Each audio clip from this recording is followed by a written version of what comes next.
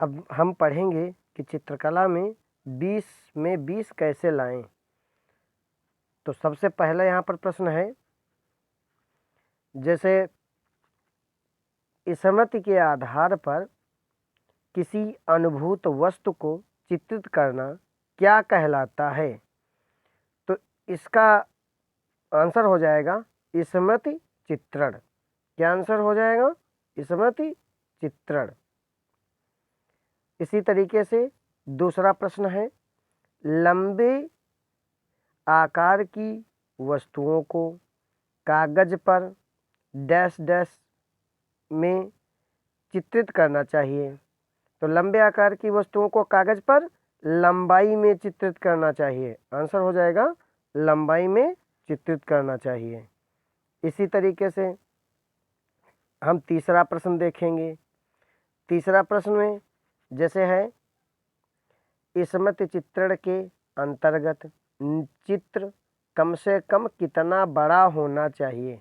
तो स्मृति चित्रण के अंतर्गत कम से कम चित्र 15 सेंटीमीटर बड़ा होना चाहिए और आंसर हो जाएगा घ 15 सेंटीमीटर। इसी तरीके से हम चौथा प्रश्न देखते हैं, चित्रण को प्रभावी एवं आकर्षक बनाने के लिए किसकी अभिव्यक्ति की आवश्यकता होती है? तो आंसर क्या हो जाएगा? छाया एवं प्रकाश दोनों की आवश्यकता होती है। तो कौन सा सही हो जाएगा? ग, छाया एवं प्रकाश दोनों की आवश्यकता होती है। इसी तरीके से हम पांचवा प्रश्न देखेंगे और पांचवा प्रश्न है कि चित्रण में छाया एवं प्रकाश की अभिव्यक्ति के लिए कितने नंबर की पेंसिल का प्रयोग करते हैं? तो चित्रण में छाया एवं प्रकाश की अभिव्यक्ति के लिए 2B पेंसिल का प्रयोग करते हैं। इसी तरीके से अगला छठा प्रश्न देखेंगे कि जैसे जैसे वस्तुएं दृष्टि से दूर होती जाती हैं, वे छोटी, धुंधली और आपस में मिली हुई सी दिखाई पड़ती हैं। यह किसके कारण होता है? तो यह नेत्रज्या के कारण होता है। किसके कारण होता है?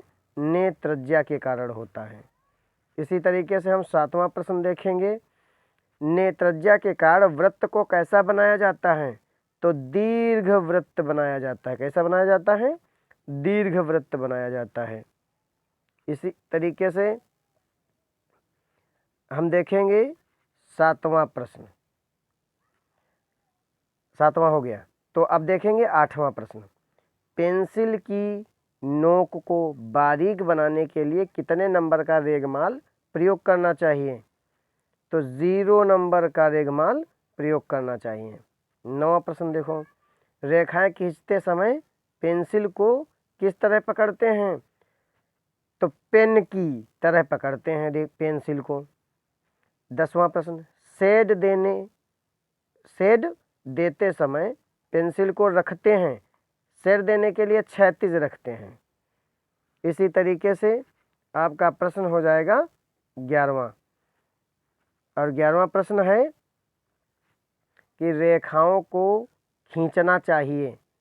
तो रेखाओं को खींचना कैसे खींचेंगे? बाएं से दाएं खींचेंगे। जैसे इधर से इधर खींचेंगे, बाएं से दाएं खींचेंगे।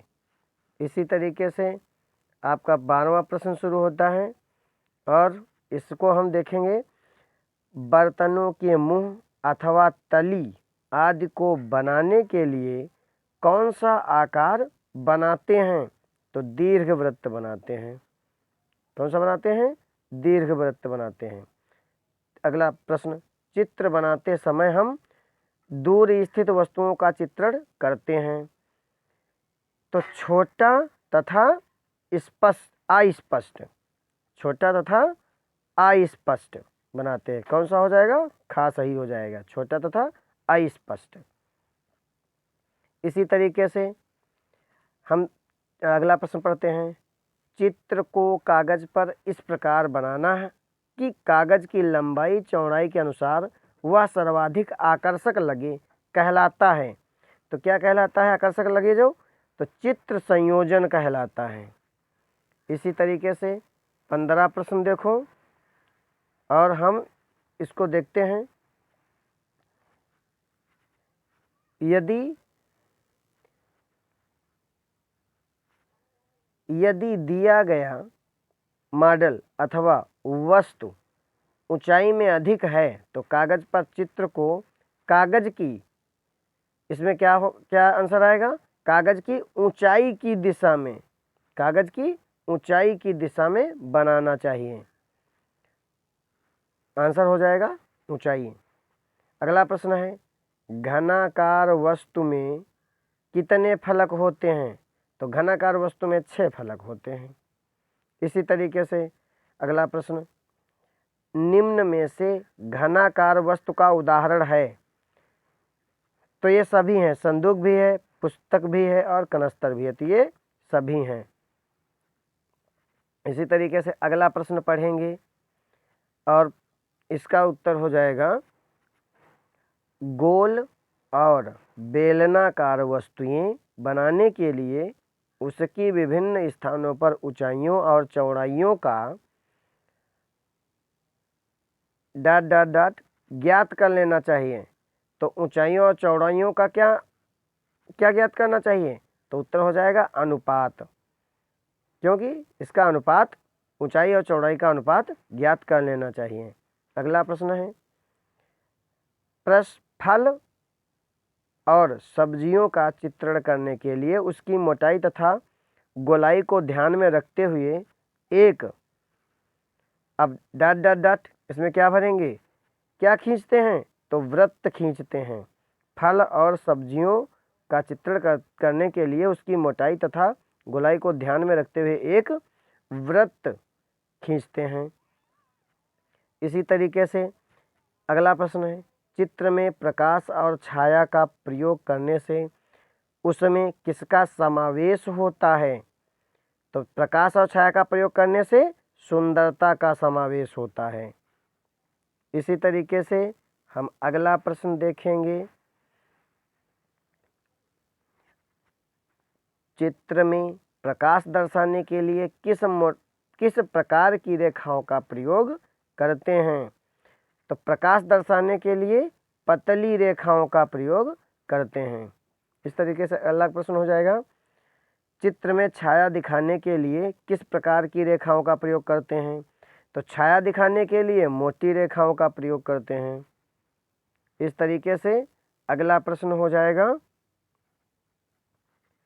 और अगला प्रश्न है, यदि किसी चित्र के खड़े भाग में बाईं ओर से शेड डाला गया है तो उसके ऊपरी पड़े भाग में किस दिशा से शेड डाला जाएगा?